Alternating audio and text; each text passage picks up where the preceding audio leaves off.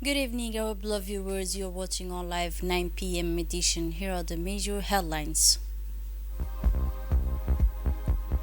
The head of state shared the eighth session of Council of Ministers.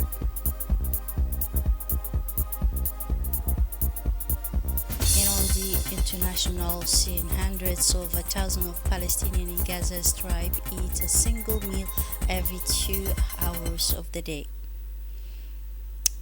The President of the Republic, His Excellency Ismail Mergili, chaired the Council of Ministers held at the Presidential Palace during the session. The bills on the agenda for the seventh session of the Council of Ministers were discussed. Detail in this report. Bismillah ar-Rahman ar-Rahim. Sous la présidence de Son Excellence, M. Ismaël Omar Guelleh, Président de la République, chef du gouvernement, a eu lieu ce mardi 6 mai 2025 la huitième séance du Conseil. Ministry of Foreign Affairs and International Cooperation, Government Spokesperson, first question, draft law on the ratification of the Protocol to the African Charter on Human and People's Rights on the Rights of Persons with Disabilities in Africa. This draft law concerns the ratification of the Protocol to the African Charter on Human and People's Rights on the Rights of Persons with Disabilities in Africa adopted in January 29, 2018 in Addis Ababa. This protocol represents a major continental legal instrument aimed at strengthening the protection of the rights and dignity of persons with disabilities. It is part of the African Union's commitment to equality, non-discrimination, and the effective inclusion of persons with disabilities in all aspects of social life. As a member of state of the African Union and a signatory to numerous international human rights instruments, the Republic of Djibouti reaffirms its commitment to promoting and protecting the rights of persons with disabilities through this ratification. This initiative aligns fully with existing legal, institutional, and administrative frameworks and supports the 2021-2025 National Disability Strategy, which aims to strengthen the mechanisms for inclusion. The protocol adopts a comprehensive approach to guarantee non-discrimination based on disability, ensure active inclusion in all areas of life, social, economic, political, educational, and cultural, promote effective access to public infrastructure, health services, education, employment, and political participation, protect against abuse and harmful practices such as discrimination, beliefs involving witchcraft, ritual killings, and other forms of violence or discrimination. By ratifying this protocol, the Republic of Djibouti commits to concrete measures, including integrating disability into public policy, ensuring universal access to services, adopting appropriate legislative reforms, increasing awareness and training efforts, and promoting the social, economic, and political participation of persons with disabilities. Furthermore, the protocol encourages regional cooperation and allows Djibouti to benefit from and contribute to the experiences of other African countries within the framework of intra-African cooperation with the support of the African Union Commission and relevant institutions. It ultimately aims to ensure fundamental rights and sustainable inclusion of persons with disabilities in all spheres of life. Ministry of the Environment and Sustainable Development. Second question, draft law on the ratification by the Republic of Djibouti to the Charter of the Middle East Green Initiative. Located in the Horn of Africa and bordering Middle East countries, the Republic of Djibouti faces major environmental challenges. As a founding member of the Middle East Green Initiative, Djibouti confirmed its commitment during the Riyadh Summit in October 2021. This regional initiative focuses on combating land degradation, preserving ecosystems, and supporting environmental restoration projects. It is aligned with the Rio Conventions and the UN 2030 Agenda for Sustainable Development. The MEGI aims to plant 50 billion trees across the region and restore 200 million hectares of land. It takes an integrated approach centered on reducing greenhouse gas emissions, managing water resources sustainably, preserving biodiversity, and promoting renewable energy. Ratifying this charter sends a strong message about Djibouti's commitment to climate action. As a country particularly vulnerable to climate change, Djibouti seeks to benefit from strengthened regional cooperation to fight land degradation and desertification, increase vegetation cover, and preserve biodiversity. Additionally, the country aims to boost climate change adaptation, ensure food security, and improve living conditions for its population. Through this ratification, Djibouti affirms its active role in environmental regulations and positions itself as a key player in tackling regional environmental challenges, particularly desertification and sustainable water resource management. Ministry of Cities, Urban Planning and Housing. Third question, draft decree approving detailed urban development plans for the towns of Ali Sibih, Arta, Dikhil, Obokh, and Tajarrah. This draft decree aims to promote and approve the detailed urban development plan for the regional capitals. This plan are part of the implementation of the urban master plans specific to each region. They serve as reference documents for short and medium term urban planning, defining the layout of primary and secondary roads, locating basic social infrastructure, and identifying areas to be redeveloped due to unsanitary conditions. Since the adoption of the SDAUs in 2016, several actions have been undertaken to support the development of secondary cities. The formalization of detailed urban development plans will strengthen the implementation of the strategic directions defined by the SDUs. Beyond general guidance, the PDUs are essential tools for controlling land use in urban expansion zones, restructuring informal settlements in each concerned city. The urban planning principles and regulatory measures included in these plans are adapted to the specific social context of the region. They address various urbanization challenges and provide authorities with effective operational tools to foster productive cities, offering decent living conditions, housing, employment, education, healthcare, transport. Legally binding for public authorities and private entities alike, these plans include graphical documents at scales down to 1/500, urban planning regulations applicable to different zones, explanatory notes specific to each zone, and a priority investment plan. Minister of Communication, Posts and Telecommunications. First question, draft degree appointing a new member to the National Communication Commission. Mrs. Kalsuma Ali Ahmed is appointed as member of the National Communication. Ministry of Youth and Culture. Fifth question, draft order approving and making enforceable the opening balance sheet of the National Agency for Cultural Promotion. This draft order aims to approve the opening balance sheet of the National Agency for the Promotion of Culture, finalized as of January 1st, 2023. The total value of its assets is 4,371,439,000 Djiboutian francs. The AMPC was created by Law Number 191/N/22/8L of January 2, 2023, through the merger of the Saline Theatre, the Memory of the Djibouti Dam, the National Library and Archives, the National Museum of Djibouti, the Djibouti Institute of Arts and Cinema. Its mission is to develop, promote, and preserve Djiboutian culture, inspiring and supporting a new dynamic to the country's cultural development. The adoption of this order completes the legal and institutional framework required for the effective establishment of the agency and paves the way for the operational launch of its activities. Sixth question, draft order for the allocation of a plot of land to the Ministry of Defense in charge of relations with Parliament. The purpose of this draft order is to allocate for the benefit of the Ministry of Defense a plot of land with a surface area of 8,292 meters located at Mount Rasali in the Tajara region. This plot is intended for the installation of a maritime coastal surveillance radar. And this news release from the Ministry of Islamic Affairs and Endowment announced to all the pilgrims that the arrival time at the airport for flight to Medina have been set as follows. Date of flights and a time of request at the airport. First flight will be on Thursday, May 8, 2025 at 4 p.m. in the afternoon. Second flight, Tuesday, May 13, 2025 at 3 p.m. Third flight, Sunday, May 18, 2025 at 6 a.m. in the morning. The fourth flight will take place on Thursday, May 22, 2025 at 6 a.m. in the morning. We remind every pilgrims of the following. You must have your passport, ID card, and all travels document with you, and keep with you the necessary medicines for chronic illness. And now the official opening ceremony of Ali Ahmed Oudoum Recreational Park in Obokh region place this Tuesday morning at the city of Hayu in the presence of the prefect of Obokh region and the president of the regional council and several prominent local figures. During the ceremony, Hamad Ahmed Yusuf, known for his dedication and prominent position in the region, was taken with the managing of overseeing the park's operation. This park is the first of its kind in the interior region, providing a unique space for rest and recreation, thus strengthening social cohesion among the city's residents. It was designed to be more than just a green space. It embodies a meeting connection place between different segments of society and represent a sure heritage open to all, including the future generation. The park's design takes into account respect for the environment and promotional values of belonging, becoming a symbol of mutual love between the city's residents and their homeland. The park is not simply an urban project, but rather an explicit call to assume collective responsibility for its maintenance and the enhancement as a sure treasure With this in mind, all the city residents are invited to actively participate in its care, reflecting the spirit of solidarity and belonging that characterize Oboh community.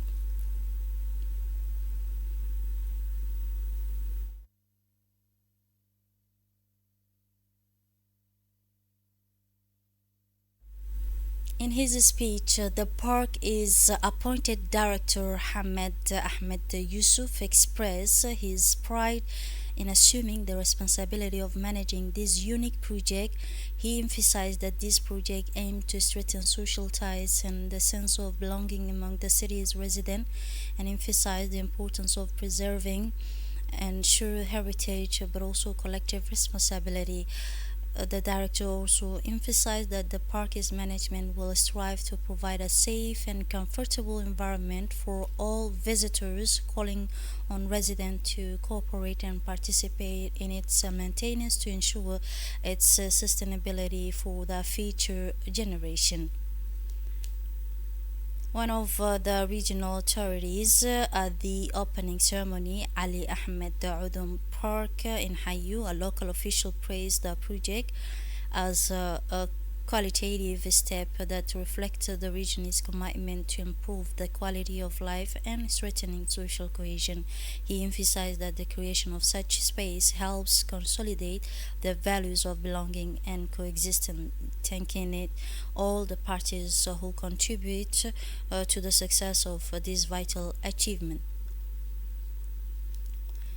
Djiboutian runner Mohamed Ismail Ibrahim, known by his nickname Fatah, excelled in the 5 kilometer race in Tokyo, achieving a stunning performance to take second place and set a new national record of 13 minutes and 10 seconds. Runner Samia Hassan Noor also excelled in the same event, finishing second in the 10,000 meters with a time of 30 minutes and 40 seconds, setting a new national record and officially qualifying for the 2025 World Athletics Championship in Tokyo. These achievements are a testimony to the vitality of Djiboutian athletes and its continued development on the international stage. In our magazine on national highway, the first is a vital artery to a trade between Djibouti and Ethiopia. Details in this report.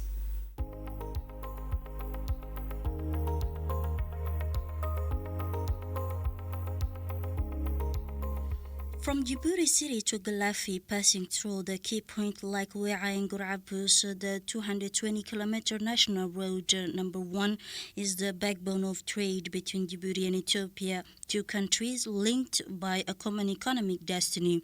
This vital axis for the national economic is the beating heart of the logistic flow between Djibouti and Ethiopia.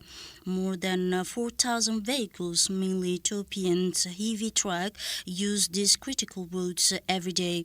Therefore, vigilance on this section remains essential, and the National Gendarmerie's road safety embodies this constant vigilance.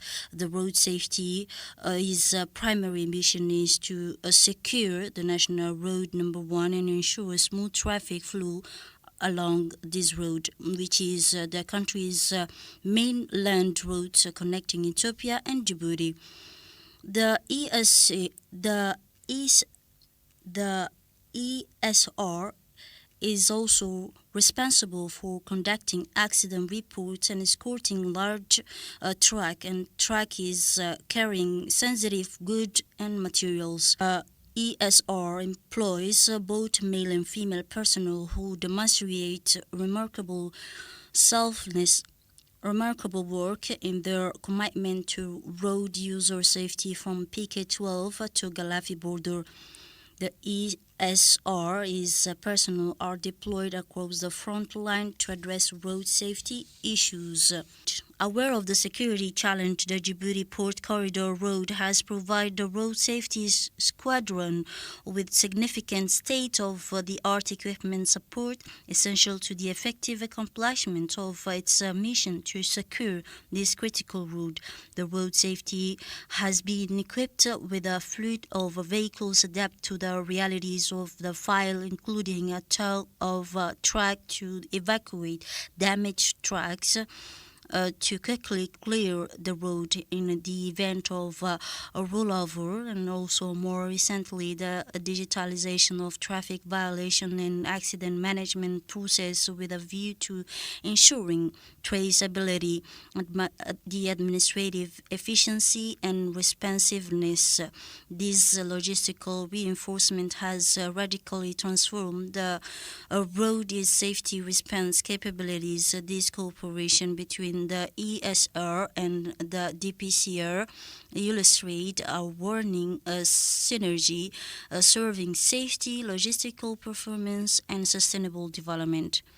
The commander in his statement said that this cooperation between the two institutions illustrate a good service that work the safety, logistical, and performance.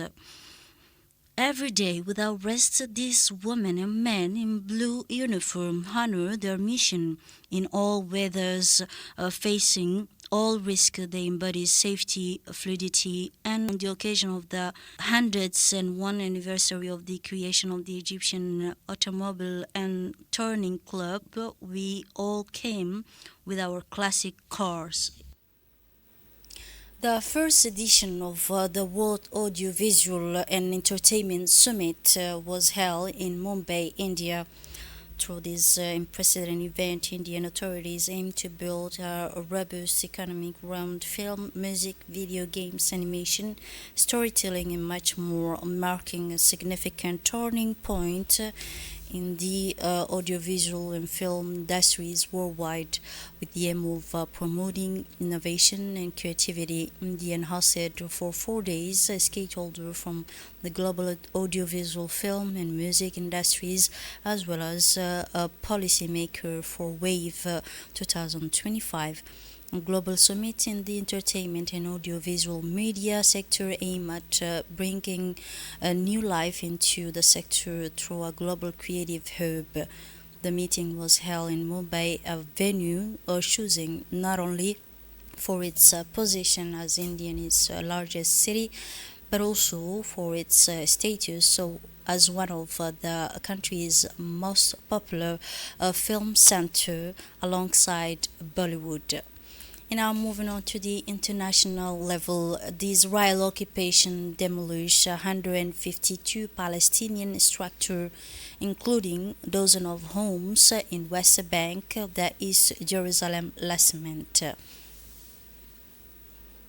The official committee for resisting settlement and walls stated in a report that demolished buildings include 96 inhabitant homes, 10 and also 34 agricultural facilities have been demolished, said Israeli authorities. Also issues a 46 demolition order against Palestinian structure as part of Israeli ongoing situation. The United Nations Relief and Works Agency for Palestine Refugees said that hundreds of thousands of Palestinians in Gaza are eating only